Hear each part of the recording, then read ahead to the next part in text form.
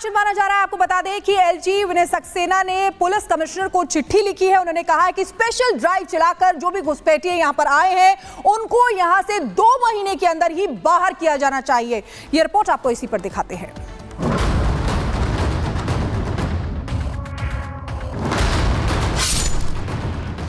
अवैध बांग्लादेशियों के खिलाफ कार्रवाई के आदेश। दिल्ली के एलजी ने दिए कार्रवाई के आदेश। मुख्य सचिव कमिश्नर को लिखा पत्र, 2 महीने में कार्रवाई करने को कहा। दिल्ली के उपराज्यपाल विनय कुमार सक्सेना ने बांग्लादेशी घुसपैठियों को दिल्ली खाली करने का आदेश दिया और इसके लिए उन्होंने 2 महीने तक विशेष अभियान चलाने को भी कहा है। एलजी सचिवालय ने मुख्य सचिव और पुलिस कमिश्नर को पत्र लिखकर दिल्ली में रह रहे अवैध बांग्लादेशी प्रवासियों के खिलाफ अभियान चलाकर सख्त कार्रवाई करने के निर्देश भी दिए हैं। दरअसल दिल्ली के एलजी ने हजरत निजामुद्दीन और बस्ती हजरत निजामुद्दीन के उलेमाओं और मुस्लिम नेताओं के एक डेलीगेशन से मुलाकात की। इस मुलाकात में बांग्लादेश में हिंदू और अन्य अल्पसंख्यकों के बारे में गहरी चिंता जताई गई थी। एलजी सचिवालय ने मुख्य सचिव और पुलिस कमिश्नर से 2 महीने तक चलने वाला एक अभियान शुरू करने को कहा है, जिसमें दिल्ली में रहने वाले अवैध बांग्लादेशियों की पहचान की जाएगी और उनके ऊपर नियम के अनुसार कार्रवाई भी की जाएगी। एलजी सचिवालय की तरफ से जारी इस आदेश को काफी अहम भी माना जा रहा है, क्योंकि दिल्ली में अब विधानसभा चुनाव की सरगर्मियां धीरे धीरे तेज हो रही हैं। दिल्ली की 70 सदस्यीय विधानसभा का चुनाव फरवरी 2025 में होना है और उसके लिए ही ये कवायद है। दिल्ली में अवैध रूप से रह रहे बांग्लादेशी और रोहिंग्याओं को लेकर बड़ा मुद्दा बना हुआ है। दिल्ली में कानून व्यवस्था की खराब स्थिति को लेकर आम आदमी पार्टी सरकार इसके लिए बीजेपी को जिम्मेदार ठहरा रही है।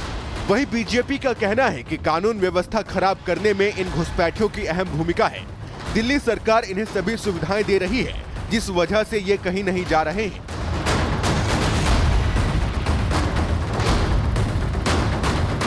Bureau report, Republic Bharat. तो गणेश हमारे साथ दिल्ली से बने हुए पूरी जानकारी के साथ। गणेश, जो बताइए, घुसपैठिए दिल्ली की सुरक्षा के लिए नासूर बने हुए हैं, उन घुसपैठियों का अड्डा कहां पर जिन पर एक्शन की तैयारी है? गणेश, देखिए, जिस तरीके से उपराज्यपाल की ओर से कहा गया कि जो अवैध रूप से बांग्लादेशी रह रहे हैं उनके ऊपर कार्रवाई की जाए, कड़ा एक्शन की बात कही गई है और साथ ही ये कहा गया कि 2 महीने का विशेष अभियान चलाया जाए जिससे इनके ऊपर कड़ी कार्रवाई की जा सके और उन्हें उनके वतन में वापस भेजा जा सके। बता दें, जिस तरीके से मुस्लिम प्रतिनिधियों ने मुलाकात की थी उपराज्यपाल से, इस तरीके से अपनी मांगे रखी थी, उसके बाद ये पूरा आदेश आया। अब गौर फरमाइए, इस तरीके से बात दिल्ली की जो वर्तमान के मुख्यमंत्री, तत्कालीन मुख्यमंत्री थे अरविंद केजरीवाल, वो लगातार दिल्ली में कानून व्यवस्था को लेकर भी सवाल उठा रहे हैं और आने वाले समय में जिस तरीके से जो चीजें हैं, चुनाव है, चुनाव के दौरान भी ये बातें मुद्दा बनेंगी। और किस रही बात जिस तरीके से आप कह रहे हैं कि दिल्ली में कहां ये बांग्लादेशी अवैध रूप से रह रहे हैं, तो ये चिन्हित करना पुलिस के लिए बहुत बड़ा कठिन सवाल होगा, क्योंकि देखिए, हम अब भारत हो या पाकिस्तान हो या बांग्लादेश, यहाँ के जो नागरिक हैं हूबहू दिखते हैं, तो इन्हें चिन्हित करना पुलिस के लिए बहुत बड़ी चुनौती है। जिस तरीके से उपराज्यपाल विनय कुमार सक्सेना ने कहा है कि 2 महीने का अभियान चलाया जाए और अवैध रूप से जो बांग्लादेशी रह रहे हैं उनके ऊपर कार्रवाई की जाए, खासतौर पर जो फुटपाथ पे है और पार्कों में जिस जगह पर इन्होंने अवैध रूप से कब्जा भी किया हो, जिस तरीके से जो पत्र में जो बातें कही गई। लेकिन पुलिस के लिए सबसे बड़ी चुनौती होगी कि इन्हें चिन्हित किस तरीके से करेंगे।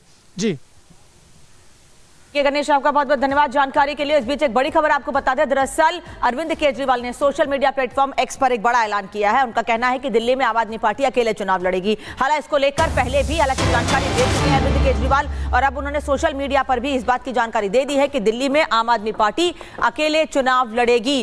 कांग्रेस से आम आदमी पार्टी का सब कुछ नहीं ठीक चल रहा है, काफी दिनों से कई मुद्दों को लेकर अनबन, या इसके पहले हरियाणा में भी हमने देखा कि आम आदमी पार्टी और कांग्रेस ने अकेले अलग अलग चुनाव लड़ा था।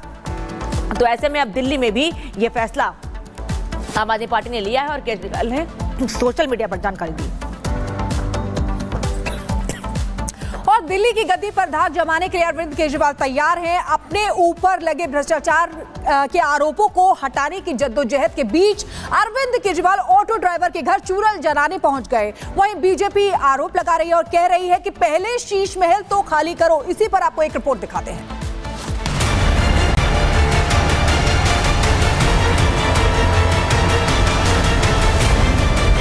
दिल्ली में जैसे जैसे ठंड बढ़ रही है, वैसे वैसे चुनावी तापमान भी चढ़ता जा रहा है। केजरीवाल फिर से सत्ता के सिंहासन पर बैठने के लिए बेकरार हैं और जनता के बीच जा रहे हैं, तो बीजेपी उन्हें कुर्सी से परमानेंटली उतारने के लिए शीश महल समेत कई मुद्दे उठा रही है।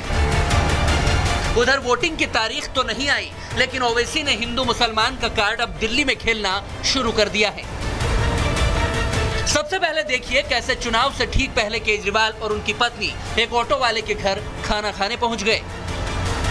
और आज मैं कह सकता हूं कि मैंने ऑटो वालों का नमक खाया है।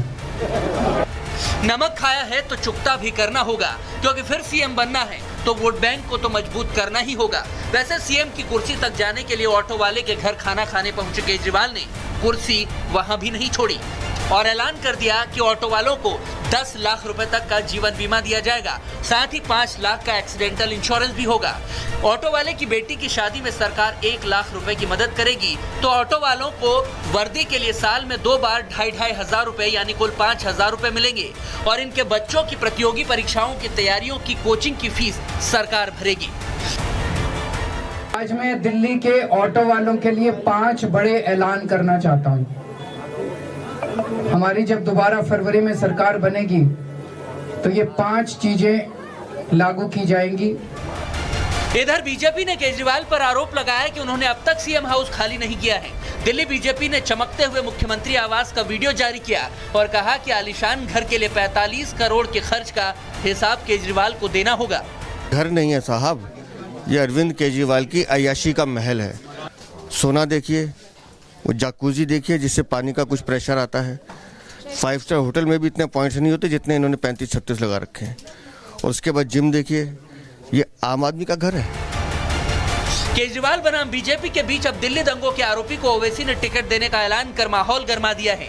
आम आदमी पार्टी का पार्षद रह चुका ताहिर हुसैन दिल्ली दंगे का आरोपी है, जिसे AIMIM चुनाव लड़ाएगी। इससे बीजेपी और आप में आरोपों की बौछार होने लगी है कि जिस व्यक्ति ने अपने छत से बम बरसाए हों, जो व्यक्ति दिल्ली के 2020 के दंगे का मास्टरमाइंड हो, उस व्यक्ति को भी कुछ लोग राजनीति में लाके चुनाव लड़ाना चाहते हैं। ओवैसी का हाथ IB ऑफिसर अंकित शर्मा के हत्यारों के साथ ओवैसी ने असली सेकुलरिज्म का रंग दिखाया है।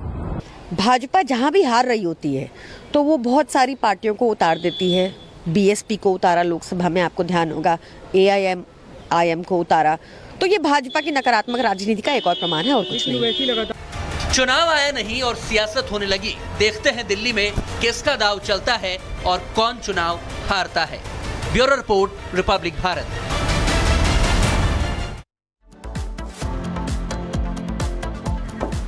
वहीं महाराष्ट्र की ठाणे में